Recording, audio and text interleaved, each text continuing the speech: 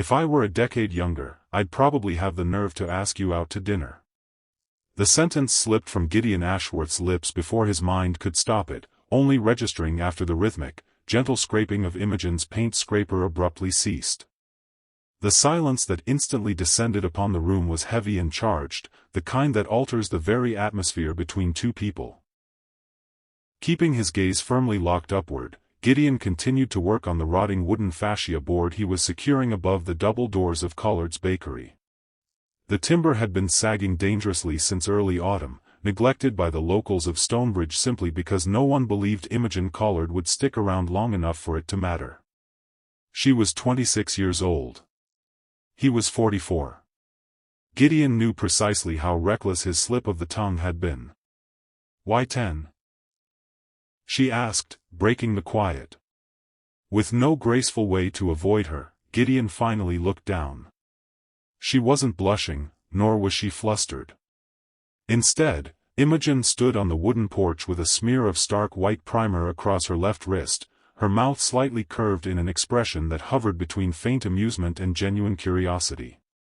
"I'm not following," Gideon lied, despite understanding her completely. Imogen cocked her head, her dark eyes searching his face. "Why 10 years younger?" "You aren't ancient, Gideon." He descended the wooden rungs of his stepladder, his boots hitting the porch with a dull thud. Gideon was a man grounded by routine and logic, rarely caught off balance by conversation, yet her sheer composure had derailed him entirely. "I'm mature enough to know when to pull back." "And what's that supposed to mean?" Choosing silence over further exposure, he reached for his spirit level and set it against the fresh board he had just fastened, making a show of checking a piece of carpentry he already knew was perfectly plumb. Rather than dwelling on the awkward moment, Imogen casually dipped her brush back into the paint pot and resumed coating the doorframe. Her total lack of anxiety only served to heighten his own. "Before this narrative unfolds further, I'd love to pause and pose a question to you. Do you believe that a significant age gap truly matters when two individuals share a genuine, unmistakable connection? I would be delighted to hear your perspectives. Feel like sharing your thoughts in the comments below. Now, let us return to the unfolding story of Gideon and Imogen. Gideon Ashworth had resettled in Stonebridge, Ontario, roughly a year and a half prior, following the liquidation of the boutique construction and development firm he had spent 15 painstaking years building in Toronto. The town's residents generally assumed he had returned home to slide into an early, comfortable retirement. He had been 43 at the time, and the locals spoke of his return with the blunt, unvarnished honesty typical of small rural communities. "Taking an early retirement, are you? Good for you, Gideon. Must be nice." He never bothered to set the record straight. The reality of his departure was vastly more painful. He had co-founded the firm alongside his late wife, Caroline. When an aggressive illness took her life 3 years earlier, walking into the glass-walled office they had shared felt less like building a life and more like serving a sentence for a crime he hadn't committed. Selling off his shares wasn't an act of surrender. It was the only honest, sanity-preserving option remaining. He moved back to the neglected Ashworth family property on the outskirts of Stonebridge, filling his empty hours by restoring the main house and outbuildings with his own hands. Manual labor offered him a comforting precision, a clear task, a concrete goal, and a tangible result, unlike the chaotic grief that consumed his mind. Imogen Callard had arrived in Stonebridge roughly 6 weeks before Gideon even took note of her, which was quite a feat considering Stonebridge was home to fewer than 2,000 residents, and gossip was the local currency. She had moved to town to salvage her late grandmother's bakery, a narrow, 2-story brick structure situated on the main strip, recognizable by its weathered hand-painted signage and legendary reputation for baking the finest butter tarts in Lanark County. However, the business was buried in unpaid bills, the structure was crumbling, and Imogen had abandoned a stable, lucrative 4-year career in Ottawa's corporate finance sector to assume control of the mess. The general consensus among the locals was that she'd pack up and head back to the city before the first major snowfall. Gideon had quietly observed her efforts from across the street for 3 solid weeks before finally walking over with his toolbox to offer his assistance with the sagging roofline. By that point, he had already recognized a quiet resolve in her that assured him she wasn't going anywhere. Now, she was standing a mere arm's length away, paint spattered on her skin, while he stood exposed by his own spontaneous confession. "You don't have to act like you didn't just say that," Imogen noted softly, her hand steady as she carefully cut in the edge of the window trim. It struck him, as it often did, that she possessed a remarkable immunity to awkwardness, a quality that would have sent most people fleeing from the conversation. "I know," Gideon replied gruffly. "Good." She took a step back, squinting slightly to evaluate her craftsmanship. "Because it was actually a very sweet thing to say, even if you wrapped it up in a bizarre justification." "Bizarre how?" She gave him a sideways glance. "The 10-year stipulation. You aren't a 34-year-old trying to figure out how to talk to a 26-year-old. You're 44. That carries a completely different dynamic." "Does it?" "Yes," she stated simply, delivering her verdict not as an argument, but as an undeniable fact. "Put the tools down and come inside. I'll pull us a fresh espresso." He followed her into the shop, realizing that turning down her offer would project far more discomfort than simply going along with it. The interior smelled rich and comforting, a mixture of caramelized sugar, browned butter, and crushed cardamom. The front counter had been recently upgraded. Imogen had stripped and polished the reclaimed oak top herself, though the rest of the room retained its vintage charm. From the intricate pattern of the pressed-in ceiling to the antique glass display cabinets her grandmother had purchased second-hand back in the 1970s, the space oozed history. Along the rear wall, displayed in an eclectic collection of wooden frames, were decades of photographs chronicling the Callard family's life in Stonebridge. While Imogen operated the high-end espresso machine, an addition her late grandmother would never have humored, Gideon stood before the gallery, his attention caught by a specific black-and-white print.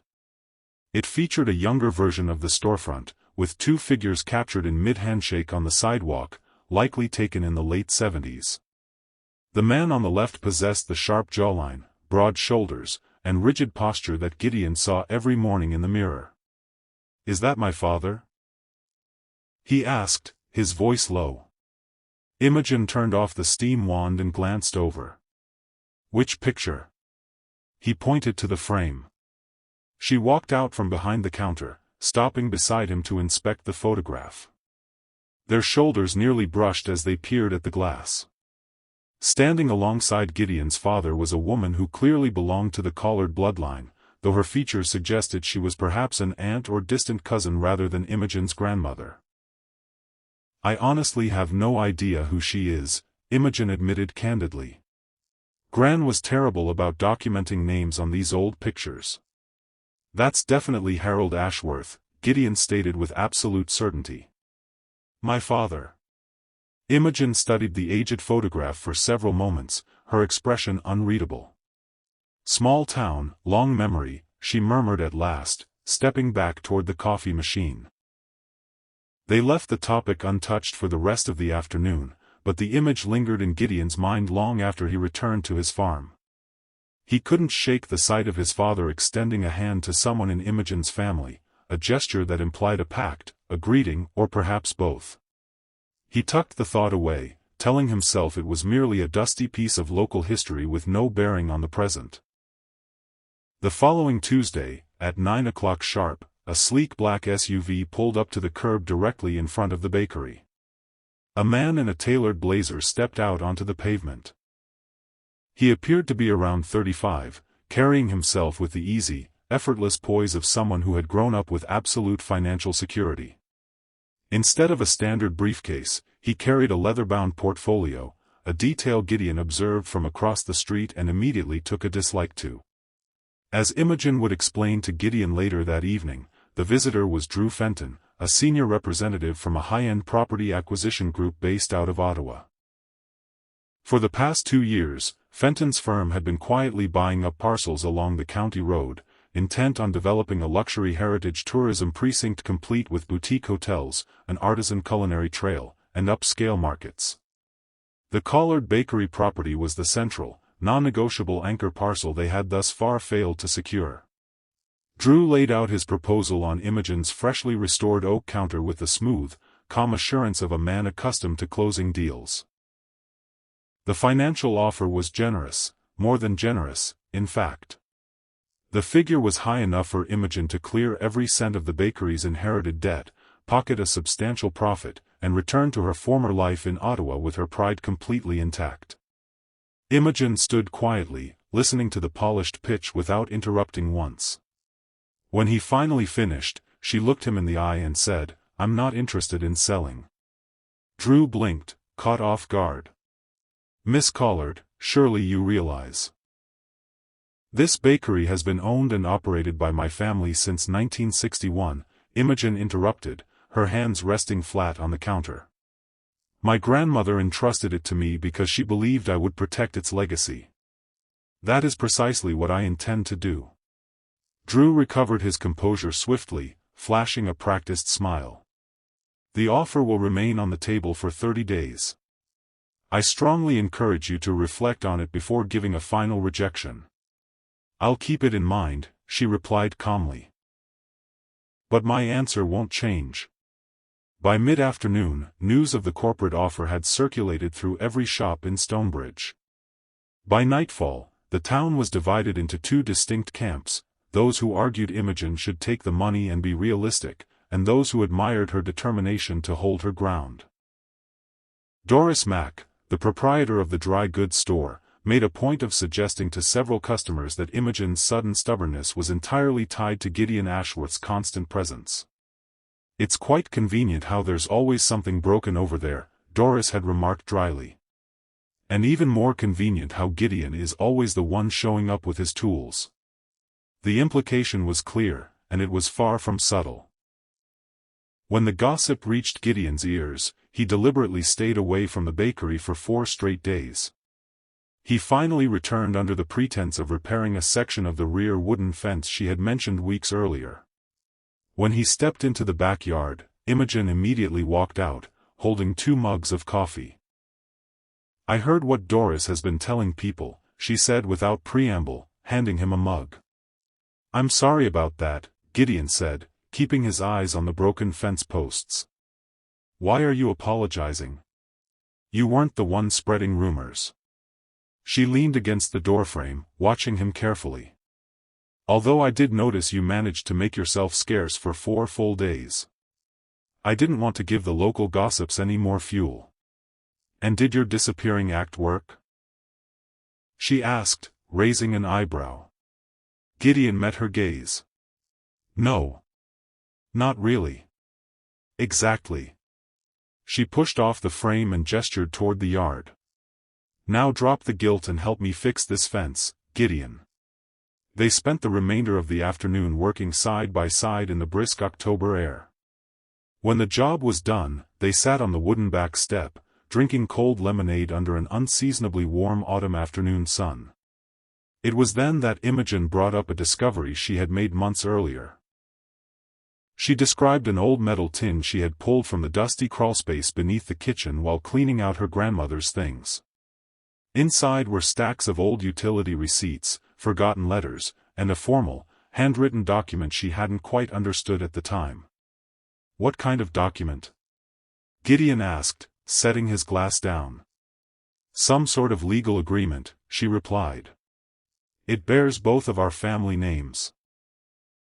The next morning, they retrieved the tin and spread the paper out across the bakery table.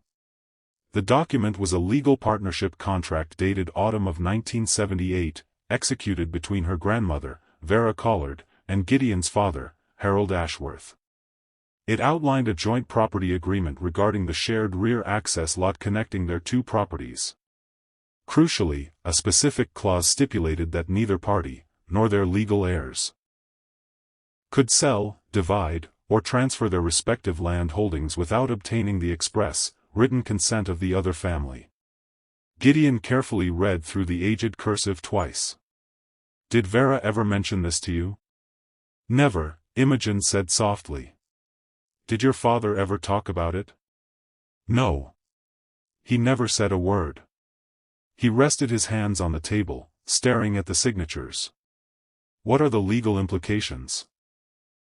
It means Drew Fenton's buyout offer just ran into a massive roadblock, Gideon explained.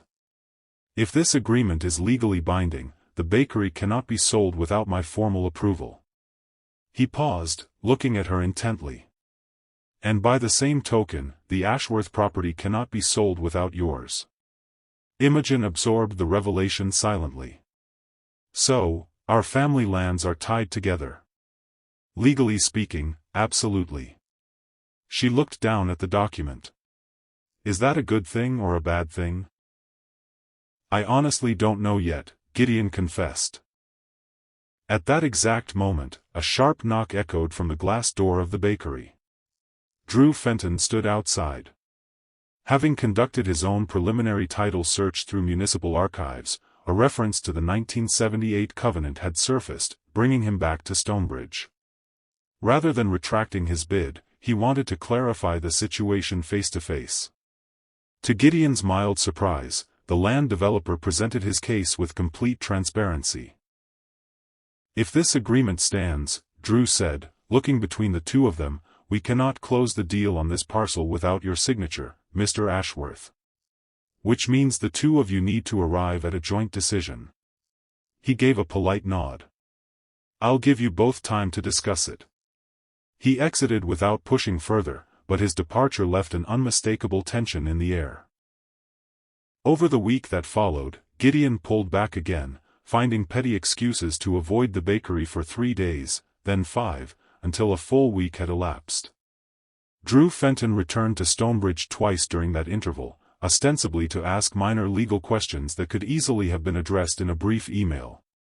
On his second visit, he brought along a box of fresh pastries from an artisan bakery in Perth, a gesture so transparently strategic that Imogen called him out on it directly.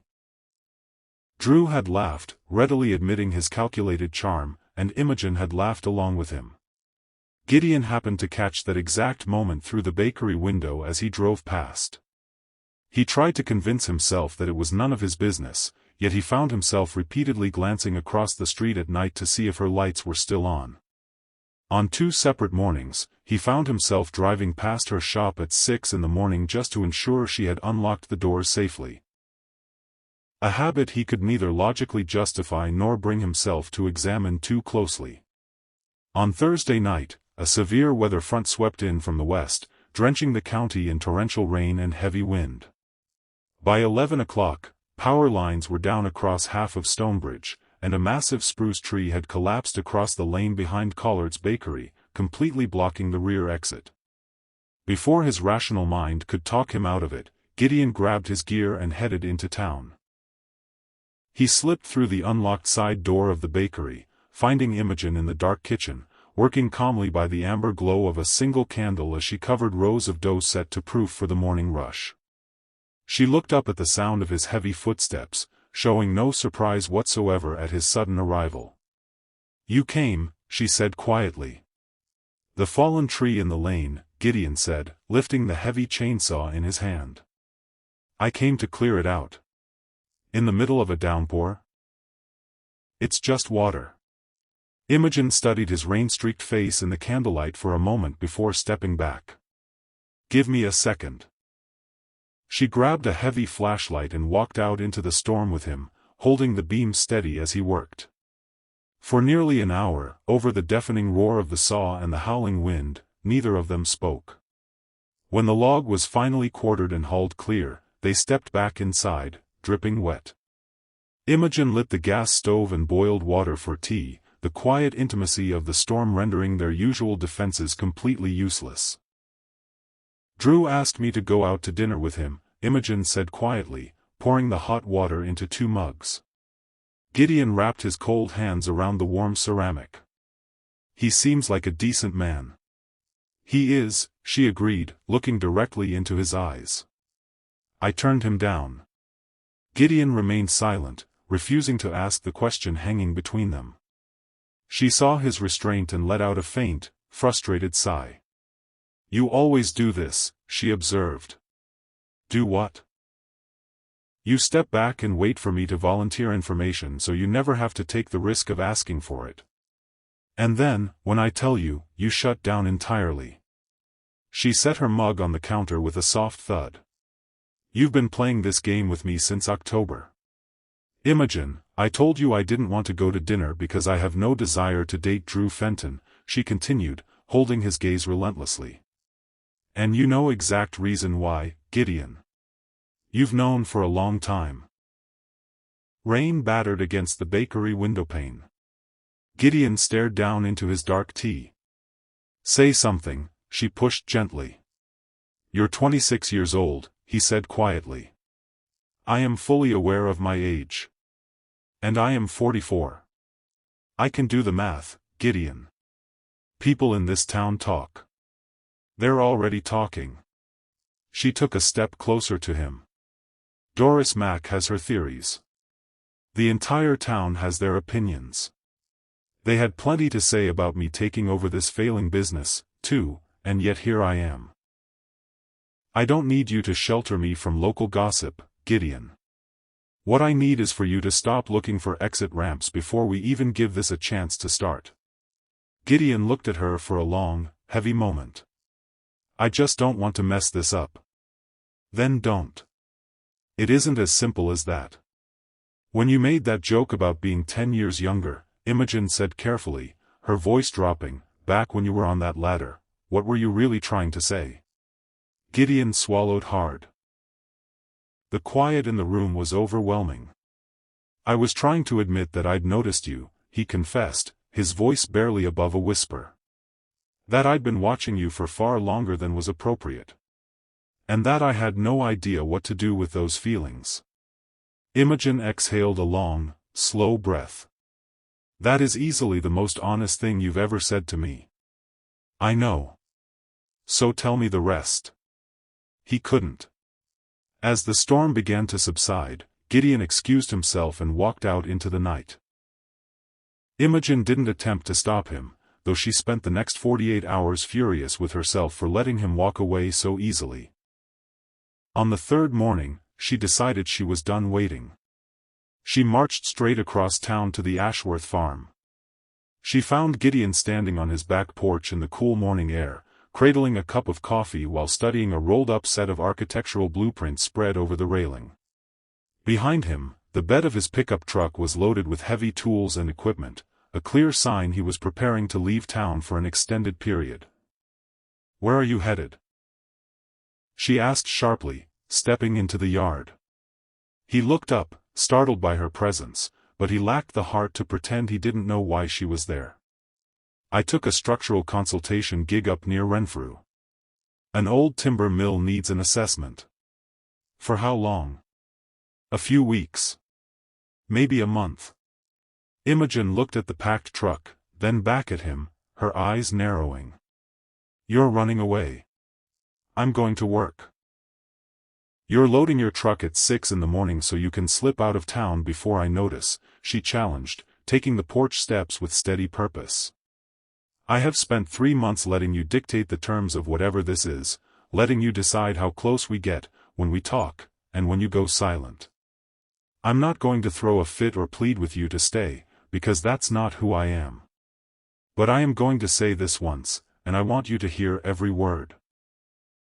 Gideon stood completely motionless, his jaw tight. You are genuinely one of the finest, most decent men I have ever met, Imogen said, her voice trembling slightly with emotion, though her gaze never wavered. You showed up for me without ever being asked. You repaired broken things before I even realized they were falling apart. You never once made me feel like keeping this bakery was a foolish dream, or that I was too young to make my own choices. But every single time we get close to something real, you build a wall between us. Because you've decided, all on your own, that you aren't a safe choice for me. Gideon's knuckles turned white against the wooden porch railing. I'm just trying to be realistic, Imogen. No, you're being a coward, she fired back softly. And deep down, you know it. Because the man who dragged a ladder across town in October to fix a stranger's roof, and the man who ran out into a midnight thunderstorm with a chainsaw, that man doesn't do things by halves. Silence stretched between them, thick and heavy. So, Imogen said, her tone hardening with finality. You can either tell me I'm wrong about everything, or you can tell me the truth, finish loading your truck, and drive away knowing exactly what you're throwing away. Gideon didn't move for what felt like an eternity. Finally, his posture softened, and he released a heavy breath. The photograph, he said quietly. My father and your grandmother. Imogen frowned slightly. What about it? They weren't just business associates shaking hands, Gideon explained, his voice thick with unexpressed emotion. After you brought up that partnership agreement, I went through my father's old personal papers in the attic. They exchanged letters for nearly 20 years, real, heartfelt letters. They were deeply connected. He took a slow breath. My father used to say that the absolute best business decision he ever made was one that also happened to be the right moral choice. I never truly understood what he meant by that until this year. Imogen waited silently, listening. I don't know how to do this right, Gideon admitted, looking at her with a raw, vulnerable expression. Ever since I lost Caroline, I haven't allowed anyone close enough to risk getting hurt again. I'm not asking you to be perfect, Gideon, Imogen said gently, stepping closer. I'm just asking you to be honest with me. Gideon stared at her for a long moment. Then, with deliberate slowness, he reached out, rolled up the architectural plans, and set them down on the porch table. The mill in Renfrew can wait, he said simply. The old 1978 covenant held up under legal scrutiny. A real estate attorney in Perth confirmed that the agreement was fully enforceable, meaning the corporate development firm could not acquire either parcel without explicit, written authorization from both families. Drew Fenton visited Stonebridge one final time to close out his file. When he arrived, Gideon was standing beside Imogen behind the counter. Drew shook Gideon's hand respectfully, then turned to Imogen and offered a quiet, genuine admission that she had made the right decision, not just regarding the property, but regarding her life. She thanked him warmly. A few weeks later, Frank Okafor from the local hardware store rounded up an informal crew of local tradesmen on a Saturday morning to assist with renovations. Though no one had formally requested their help, Gideon accepted the gesture graciously, knowing the bakery's drafty back wall desperately needed proper insulation before the deep winter freeze set in. Even Doris Mack revised her gossipy theories about Imogen twice before settling on a narrative that was surprisingly close to the truth. On an evening in late November, as the season's first heavy snowfall drifted silently outside the glass, Imogen and Gideon shared dinner at the small wooden table in the bakery kitchen. Above them, the vintage press-tin ceiling reflected the warm glow of the lights, just as it had for over 6 decades. On the gallery wall, amidst the historical black-and-white photos, Imogen had added a new addition. A neatly framed print of Harold Ashworth and Vera Callard from 1978, standing side by side outside the front doors they had both fought to protect. Gideon looked up at the photograph, a faint smile touching his lips. I wonder what they'd think of all this. They'd probably find it absurd. I think they'd find it completely logical, Imogen countered softly. Gideon reached across the wooden tabletop and gently covered her hand with his own. His touch was cautious, deliberate, and entirely steady, the mark of a man who moved carefully, but with absolute conviction once his mind was made up. I won't apologize for taking my time to figure this out, he said quietly. But I am deeply sorry for letting my own fears get in the way. Imogen smiled, leaning into his touch. I know. Just make sure you don't do it again. He let out a soft laugh, a rare, genuine sound that felt to Imogen like a hard-won victory. Outside, a thick blanket of snow settled quietly over the main street of Stonebridge, while the warm, inviting light from Callard's bakery shone bright against the dark, visible all the way down the block. It illuminated the street just as it had in one form or another for 63 years, and just as Gideon Ashworth had quietly, resolutely ensured it would continue to do for many years to come. Some connections take time to fully clear the fog. That doesn't make them any less real. It simply means they were worth the wait, and worth choosing boldly when the time was right.